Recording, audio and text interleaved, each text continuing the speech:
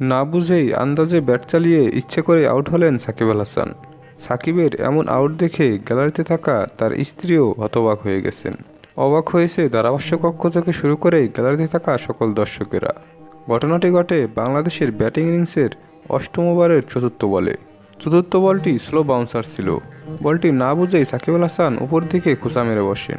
তাই তো ক্যাচ উঠে যায় ফিল্ডারের হাতে। সহজ ক্যাচ লুফে নেন সাউথ আফ্রিকার ফিল্ডার। তাই তো প্যাভিলিয়নে ফিরতে হয় সাকিব আল হাসানকে।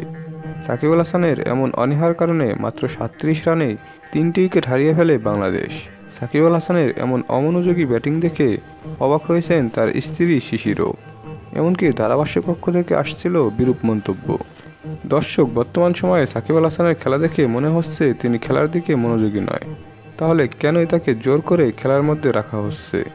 তার শারীরিক ও মানসিক প্রস্তুতি আরও ভালোভাবে নিয়ে বিশ্বকাপে খেলতে আসা উচিত ছিল বলে মনে করছেন অনেকেই।